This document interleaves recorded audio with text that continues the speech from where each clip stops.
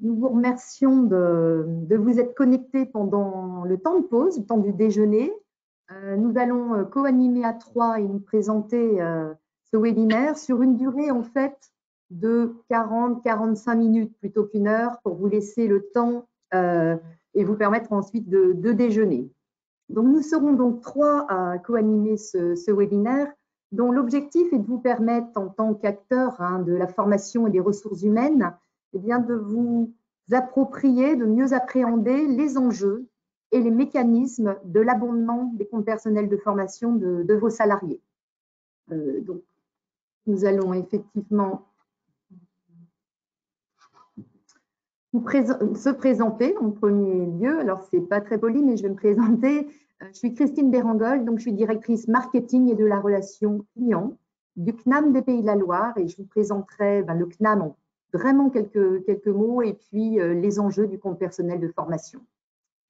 Valérie Bontemps. Donc, bonjour à tous, donc, je suis Valérie Bontemps, donc, je suis responsable des relations partenariales donc, au service marketing et relations clients donc, avec Christine et pour le CNAM sur la région des Pays de la Loire. Et donc Johan Luisson, responsable des formations du groupe Terena. Bonjour à tous. Qui est également présent et qui témoignera de la mise en œuvre du compte personnel de formation dans son groupe. Donc Terena, qui est un groupe coopératif agricole et agroalimentaire de renom, est basé principalement dans l'ouest de la France. Alors, donc on va continuer.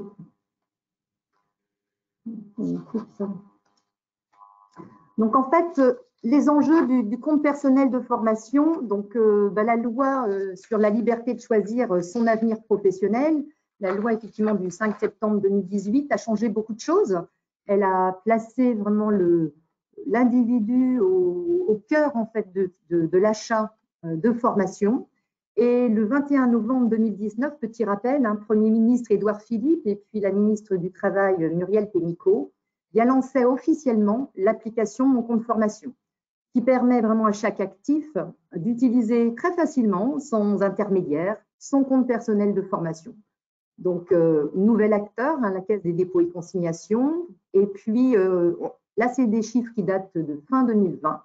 Ça a encore beaucoup évolué depuis. 30 millions de titulaires d'un compte CPF qui était alimenté, 8 millions de personnes bénéficiaires de formation et près de 900 000 sessions de formation. Ces chiffres ont beaucoup augmenté depuis effectivement cette date. Alors, on va voir que là, on place le salarié au cœur, bien sûr, de l'achat de formation et de son parcours, visant d'ailleurs à se former tout au long de sa carrière, tout au long de la vie. Mais nous verrons tout à l'heure par l'intervention de Johan Luisson que le rôle des entreprises également dans l'accompagnement et dans la mobilisation de ces comptes et, puis et le travail en co-réflexion avec les salariés. Alors, c'est intéressant quand même, je pense, en tant qu'animateur du webinaire, que vous puissiez juste connaître le CNAM, qui on est.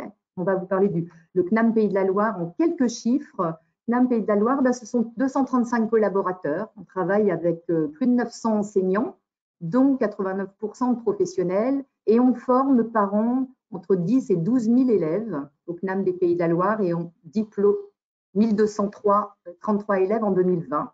Ça correspond à 1 750 000 d'heures stagiaires et pour un budget, enfin un chiffre d'affaires de 15 millions d'euros. On est vraiment implanté sur tout le territoire des Pays de la Loire au niveau régional avec 7 centres d'enseignement en Pays de la Loire et au niveau national, ce sont 200 centres en France et à l'étranger, donc une grande proximité des équipes, qu'elles soient pédagogiques, commerciales ou administratives. Et nos formations et nos activités, ce sont à la fois les formations en alternance, puisqu'en fait nous délivrons des diplômes, titres RNCP, des licences, des masters, des titres d'ingénieur, des prestations en intra-entreprise, conseil et de la formation, des stages courts, en particulier dans le domaine de l'immobilier, de la santé publique. Et nous reviendrons sur cette activité de formation à la carte, c'est-à-dire formation tout au long de la vie pour mettre à niveau ses compétences, pour se réorienter, créer éventuellement une entreprise. Enfin, un pôle d'accompagnement des parcours avec des bilans de compétences, validation d'acquis et en particulier aussi un service, un pôle de diffusion de la culture scientifique et technique, avec des conférences, des débats, des ateliers, de l'accompagnement des mutations et des transitions. Voilà en quelques mots la présentation du CNAM. Alors, petite indication importante, hein, c'est que demain, vous recevrez ce support PowerPoint ainsi que le replay de cette présentation et puis également des réponses aux questions qui seront posées, parce que vous avez vu qu'il y a un chat qui est mis à votre disposition, mais nous n'aurons peut-être pas le temps en même temps de l'animation de répondre directement à vos questions. Donc, on vous renverra par mail, parce que nous avons vos coordonnées, l'ensemble de ces éléments, pour que vous puissiez en prendre connaissance de manière un peu plus approfondie. Alors, je vais faire le lien par rapport à ce que Christine vient de présenter sur l'offre du CNAM, faire le lien avec ce qui est éligible au CPF. Donc, évidemment, nos formations certifiantes, licence, master, diplôme d'ingénieur et des titres sont éligibles au CPF, mais sur des formats assez longs. On a eu quelques CPF de transition, par exemple. Maintenant, est éligible aussi les blocs de compétences. Donc là, on est sur un morceau de certification. On ne vise pas tout de suite le diplôme global, mais avec ce système de blocs de compétences, on va pouvoir construire son parcours professionnel par étapes. C'est vraiment un galop d'essai pour envisager sur un rythme peut-être plus long de partir sur le diplôme complet. Ça permet aussi, c'est vraiment adapter ces blocs de compétences aux actifs parce que la personne peut cibler vraiment spécifiquement un domaine en particulier sans vouloir partir dans la formation totale. Et c'est adapté aux actifs aussi, puisque c'est une formation à distance avec un rythme choisi, des lieux choisis aussi. Ça permet vraiment de se former tout en gardant une activité professionnelle ou une activité à côté. Et donc, ces blocs de compétences sont éligibles au CPF. Ils se réalisent en général entre une période de 6 mois à 1 an. Donc, je ne rentre pas dans le détail, évidemment, de cette offre-là, mais c'est accessible sur notre site Internet et des conseillers de formation peuvent guider sur le choix de ces blocs de compétences. Et puis, ce qui est éligible aussi au CPF, c'est la préparation à la VAE et les bilans de compétences. Et là, on a un pôle d'accompagnement des parcours au CNAM qui permet d'accompagner les salariés demandeurs d'emploi sur ces prestations. Donc, après cette présentation du CNAM et du CPF, l'idée de ce webinaire était de vraiment rentrer aussi dans la technique et les modalités de cofinancement. C'est vrai que depuis la mise en application du site, la mise en application du site Mon compte formation, c'est vraiment, il y a une montée en puissance de l'aspect technique qui est facilitante.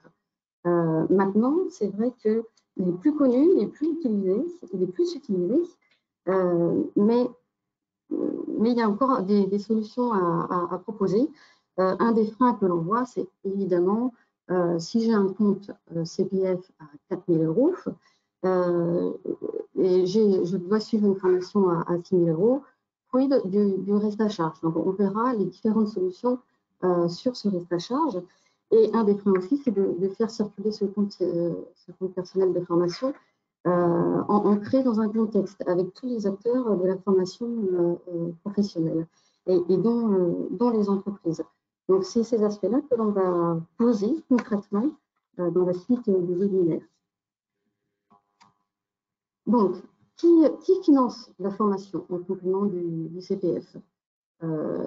Déjà, en premier lieu, ça peut être la personne elle-même, le titulaire du compte, qui peut rentrer ses coordonnées bancaires pour financer elle-même son projet de formation.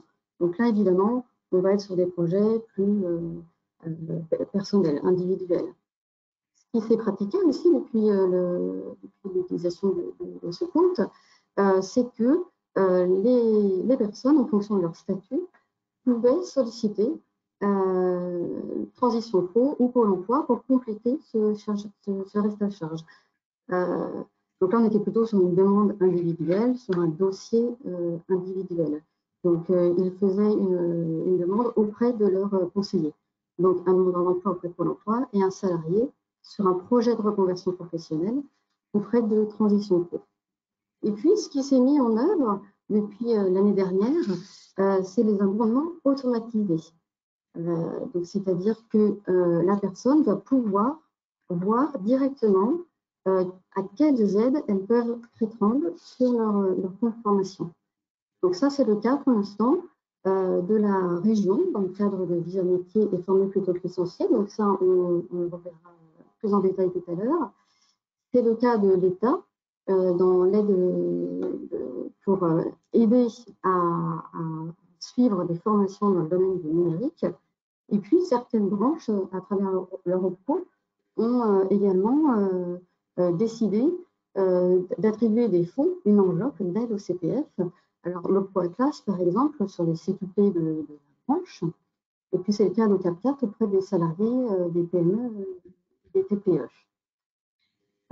Donc, ça veut dire que ces organisations, en fonction des besoins qu'elles détectent, des besoins d'emploi, sur les bassins d'emploi, des besoins par rapport aussi au contexte sanitaire qu'on a vu, ou des besoins de branches, d'évolution des compétences, elles vont définir des critères. Elles vont dire, voilà, je voudrais vraiment accompagner tel public, je voudrais accompagner à tel domaine de formation, et voilà les modalités de prise en charge. Donc ça, elles vont signer une convention avec la Caisse des dépôts et consignations pour la gestion de cette enveloppe.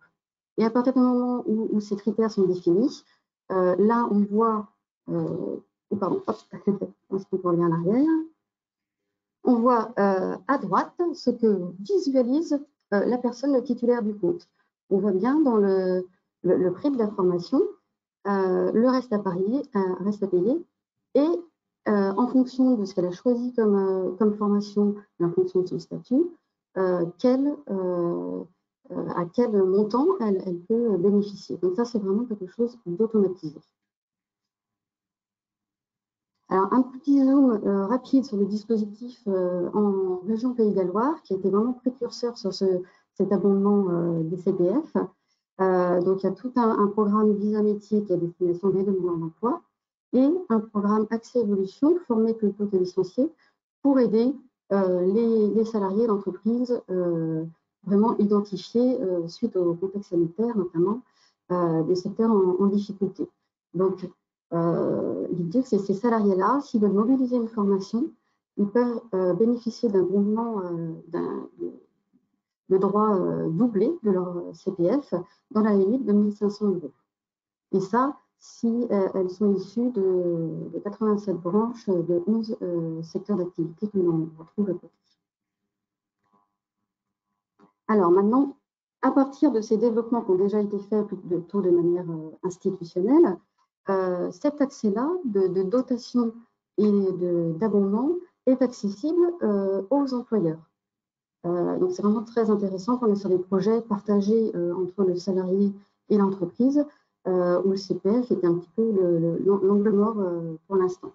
Donc, en fait, il y a plusieurs solutions pour gérer ce CPF et partager ce CPF avec les salariés. La première, c'est que le salarié puisse demander une formation auprès de son employeur. Là, c'est vraiment le salarié qui est demandeur. Il y a aussi doté suite à des mesures collectives, on va revoir le détail. Et puis aussi, l'autre solution, c'est que l'employeur, l'entreprise, s'empare de ce sujet-là et puisse pré-référencer des formations et les proposer aux salariés en fonction de ses besoins et compétences. Donc, sur la première solution, répondre aux demandes de formation des salariés, la solution, c'est la dotation volontaire. Donc, elle porte bien son nom. C'est que le salarié va pouvoir identifier, parce que là, c'est dans le cas où il est demandeur, identifie une formation et va pouvoir, quand il va rentrer son dossier de formation sur son compte, va pouvoir télécharger une fiche en PDF pour donner tous les éléments du projet et solliciter la dotation auprès de son employeur. Donc ça, on verra après aussi techniquement le nouvel espace employeur, comment quel est le mécanisme derrière. Après, il existe également des situations où l'employeur accorde des dotations suite à des contextes spécifiques, notamment les droits supplémentaires. Si un accord collectif au sein de l'entreprise a été signé, dans ces cas-là, la dotation est directement mise sur le compte des salariés. Les droits correctifs aussi, on ne va pas rentrer dans le détail, mais il y a l'échéance aux 6 ans des entretiens professionnels, ou si la mise en œuvre des entretiens professionnels ou des conditions d'accès à la formation sur les 6 dernières années n'ont pas été honorées. Dans ces cas-là, la sanction est une sanction prévue par la loi de 3 000 €, donc qui est déposée par salarié, qui est déposée sur le compte personnel de formation des salariés. Et puis, on a aussi le cas très spécifique des dotations pour les salariés licenciés en cas d'accord de performance collective. Donc ça, c'est vraiment, on va dire, des mesures réglementaires où l'on doit doter les comptes, mais sans lien avec une formation spécifique. C'est vraiment un droit pour le salarié. Et puis, l'autre solution pour l'entreprise, qui va, à mon avis, monter aussi en puissance, c'est de pouvoir, en fonction de l'organisation, en fonction des besoins en emploi et en compétences, référencer en amont les formations et puis les proposer aux salariés de mobiliser son compte personnel formation. Alors après, avec deux mécanismes différents, revenir sur la dotation volontaire, doter manuellement et sur l'espace employeur les comptes un par un, ou bien après, de la même manière que l'a fait la région, l'État, pouvoir signer un accord collectif avec la Caisse des dépôts et consignations pour automatiser le processus, en définissant quel public est concerné, quelles sont les formations concernées et quels critères de prise en charge je décide pour abonder ces comptes. Et de la même manière, le salarié pourra avoir de manière automatique cet abondement sur son compte. Alors, c'est quand même quelque chose de très récent et qui va monter en puissance petit à petit avec quand même des points techniques qui seront à revoir. Alors, pour pouvoir faire ces dotations et ces abondements, il y avait avant en fait un portail d'information pour les employeurs, mais la nouveauté, c'est maintenant qu'il y a vraiment un espace entreprise qui est accessible donc pour les entreprises. Donc, pour y accéder, vous avez le lien ici, c'est vraiment un lien spécifique entreprise. Et vous demandez une habilitation via Net Entreprise, en fait, l'espace de déclaration sociale que vous connaissez bien. Donc, dans le service Montant Formation sur Net Entreprise, vous demandez les habilitations et ce qui va pouvoir déclencher dès le lendemain la connexion à cet espace employeur. Donc, à quoi ressemble cet espace employeur? Alors, il y a des tutoriels, je vous invite aussi à aller le voir, au moins le portail. Il y a des tutoriels qui sont vraiment très bien faits de 3 minutes pour expliquer la démarche. Donc, pour effectuer une dotation, vous saisissez les renseignements du salarié bénéficiaire avec son numéro de sécurité sociale, son nom et le montant de la dotation que vous souhaitez attribuer. Donc ça va permettre de retrouver le compte du salarié concerné. Et puis après, vous avez aussi dans la démarche les renseignements de référence de virement et tous les justificatifs comptables qui vous permettent de justifier de cette attribution.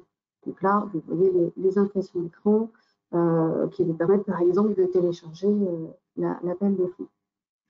Une fois que le paiement est validé, ça veut dire que les droits ont été incrémentés sur le compte choisi avec les montants choisis et de manière pérenne. À partir du moment où le compte du titulaire est alimenté, donc lui, il est informé par mail et il va pouvoir mobiliser les financements en créant son dossier formation. Et il n'y a pas de remboursement possible. Donc, voilà pour la mécanique de la dotation.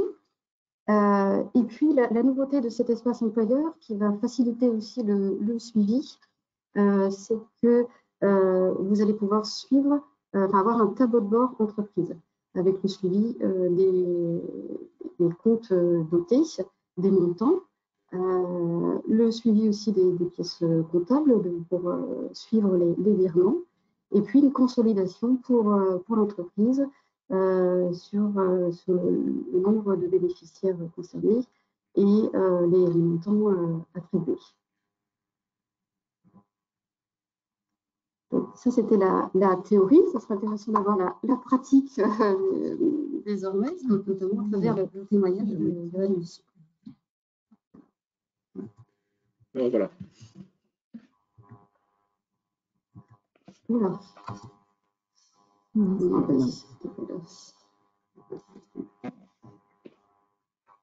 On essaye de mettre la caméra pour voir Monsieur Luçon. C'est juste pour le cadrage. Vous m'entendez?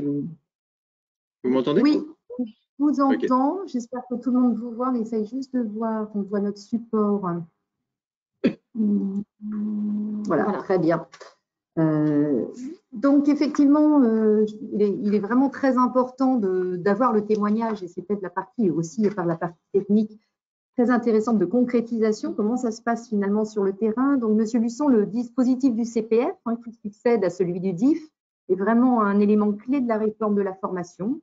Et puis, c'est aussi, dans le cadre de la raréfaction des ressources de financement pour les entreprises, un vrai levier d'action. Donc, on aimerait bien que vous nous expliquiez quels sont selon vous les impacts, justement, sur la politique de formation des entreprises et plus largement sur les actions de formation des salariés. Bah, déjà, ce qu'il faut bien avoir en tête, et vous l'avez dit, hein, moi je l'ai bien en tête en tant que responsable de formation au sein d'une entreprise, c'est que la montée en puissance du CPF, elle est concomitante avec, vous l'avez remarqué, une baisse des autres sources de financement. Ça, on l'a bien noté, nos entreprises, hein, ça n'a pas été neutre. Et on considère que ce dispositif de formation, donc le CPF, c'est pas juste un dispositif en plus. Je pense qu'il va changer profondément le paysage de la formation professionnelle en France. Il y a vraiment un réel impact. Déjà, on commence à le ressentir. Et puis, il faut avoir à l'esprit que je dirais que nous, entreprises, là aussi, on l'a senti passer, c'est nous qui finançons ce 0,2% en grande partie. Donc, quelque part, je trouve que nous, entreprises, on a un réel rôle à jouer sur le CPF. Et puis, je dirais que le défi qu'on a relevé alors, dès maintenant, dans les années à venir, c'est comment on peut mixer, comment on peut faire cohabiter dans nos plans de développement des compétences des programmes de formation qui sont à la fois collectifs, descendants, qui servent la stratégie de l'entreprise, qui adaptent nos collaborateurs à leur poste parce que c'est l'essence même du plan, mais à la fois qui doivent servir des projets plus individuels de développement des compétences, c'est-à-dire plus personnels. Et là, du coup, le CPF peut nous y aider à faire. Et comme vous l'avez dit dans la présentation, je dirais quoi? En complément, je dirais que le CPF, effectivement, on l'a remarqué, il recentre le collaborateur au centre de l'échiquier de la formation professionnelle. On a commencé à le ressentir. En fait, ça lui donne un vrai levier hein, pour lever concrètement la main, pour se dire si vous m'avez oublié, voilà, je suis là. Avant, j'avais le DIF. Alors le DIF, ça fait pchit parce que c'était quand même pas, c'est-à-dire que c'était pas financé, donc forcément, ça n'a pas bien vécu. Le CPF, c'est plus, je dirais que c'est un dispositif qui est un peu plus robuste. Il est financé, donc forcément, c'est plus facile. Et on voit déjà l'impact sur nos collaborateurs dans les formations au titre du CPF. On trouve qu'ils sont déjà plus acteurs, ils sont plus impliqués. C'est logique, ils payent, ils investissent leur argent, donc ils sont plus regardants, plus exigeants sur la qualité de la formation. Donc tout ça, ça rejaillit sur leur motivation. Donc au final, je dirais que c'est un bien. Très bien.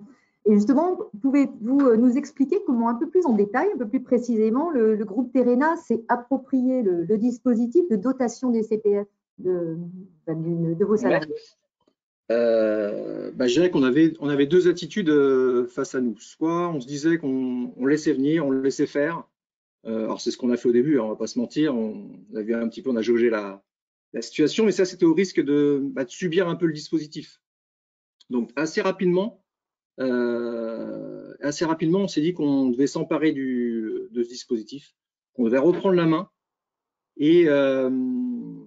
Et encore une fois, l'idée, c'est qu'on verse 0,2%, de façon très pragmatique, hein, comment on peut faire profiter nos collaborateurs à nous de ces 0,2% qu'on verse, on va dire, à la collectivité. C'était un peu ça le challenge. Et de ne pas considérer ce CPF comme une taxe de formation, mais comme une autre source de levier de financement pour nos plans. Alors, dans les faits, concrètement, comment ça s'est concrétisé? Déjà, on a communiqué, on a fait beaucoup de pédagogie pour aider nos collaborateurs à s'y retrouver, à créer leur compte, les sensibiliser sur le fait qu'attention, il ne faut pas qu'ils perdent leur ex-droit à DIF, les fameux ex-droits à DIF qui étaient obsolètes au 30 juin. Voilà, on a fait beaucoup de pédagogie, portail interne, de l'affichage, mes collègues RH aussi porté le sujet sur le terrain. Et puis concrètement, on a développé une offre de formation qu'on appelait transversale, avec des références qu'on dit chez nous, donc CPFable, le mot n'est pas très joli, mais qui est donc référencé par France Compétences. Alors des formations qui, quelque part, qui étaient susceptibles d'intéresser, qui étaient assez attrayantes pour nos collaborateurs. Donc il fallait être un peu sexy pour vendre ces formations-là, que ce soit attrayant. Et d'un autre côté, qu'ils soient des références qui soient profitables pour l'entreprise. Donc c'est ce qu'on essaye de faire depuis plusieurs années.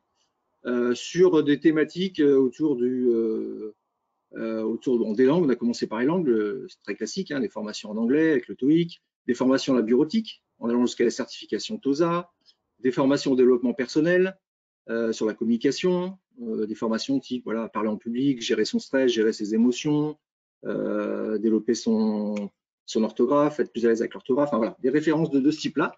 Alors à chaque fois, de toute façon, c'est le manager qui valide dans le process, voilà, il a quand même la main pour valider la demande de formation. Mais nous, service RH, on a été force de proposition.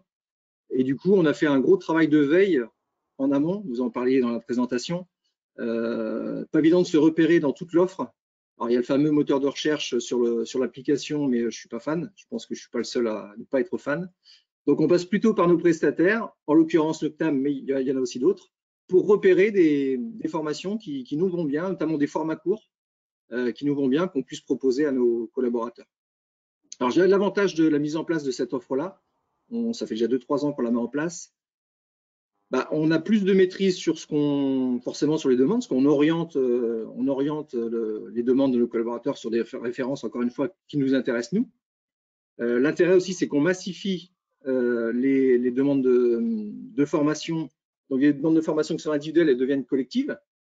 Du coup, on peut aussi négocier des tarifs avec nos prestataires. Donc, c'est tout bénéfice pour le collaborateur. Et puis, ça nous aide aussi, je dirais, à chercher un public prioritairement en se disant, tiens, on va référencer telle formation. Comme ça va plutôt intéresser. Alors, chez nous, c'est plutôt le public administratif, employé, qui a un petit peu moins accès à la formation spontanément. Donc, avec certaines références, on peut aller aussi les chercher. Et puis, je dirais, le point de vue plus social, voilà, l'entreprise Terena joue son rôle de développement des compétences au sens large, en bonifiant le CPF dans l'entreprise. Et puis, c'est aussi bien vu, on ne va pas se mentir, avec nos instances du personnel, nos IRP. Donc voilà, on boucle la boucle et c'est plutôt une réussite. Alors, c'est vrai que vous avez raison. Hein, je pense qu'on a un petit peu essuyé les plâtres. Alors, au CNAM, parce qu'on était dans un dispositif expérimental avec la région, c'était aussi une expérimentation. Et on a expérimenté l'abondement CPF là, pour les demandeurs d'emploi et la Caisse des dépôts et consignations, ça c'était l'année dernière.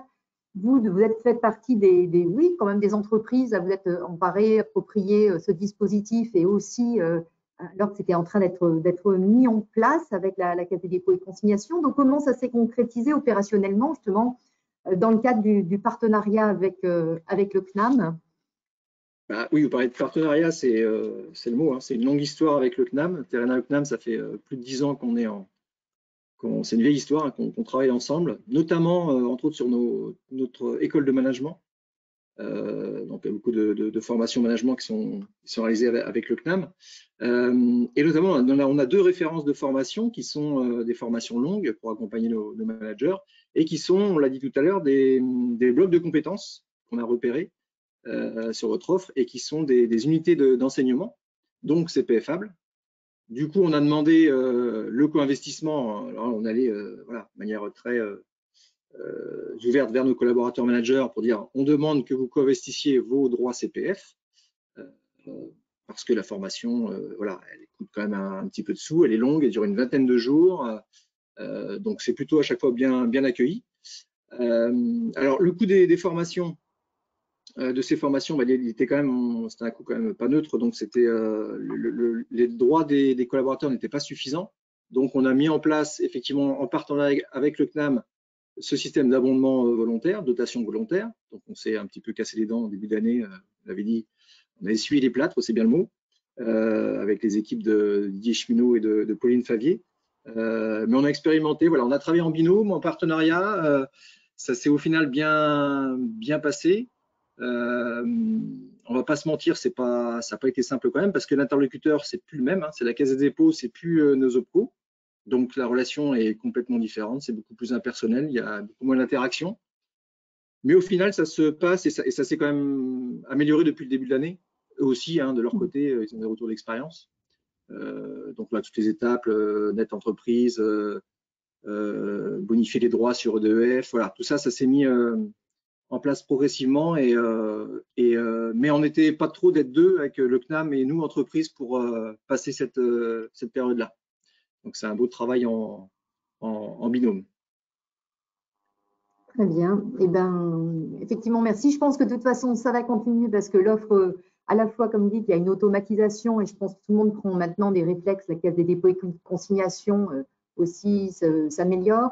On voit bien qu'il y a besoin d'accompagnement, que ce soit les salariés, que ce soit les entreprises. Nous, on a des conseillers formation qui accompagnent les salariés, les demandeurs d'emploi quand on a des questions. Et vous avez entièrement raison, les moteurs de recherche très rares sont ceux qui arrivent à trouver directement la formation. Donc, on les accompagne. Et puis aussi les entreprises au niveau de nos conseillers formation qui sont vraiment en accompagnement des entreprises pour l'identification des blocs de compétences, pas toujours simple, ou des formations éligibles au CPF. Et puis, dans le dispositif qui a été montré par Valérie, je pense que pour aller sur la plateforme, pour créer son compte, ce n'est pas le plus compliqué, mais effectivement, il y a un accompagnement.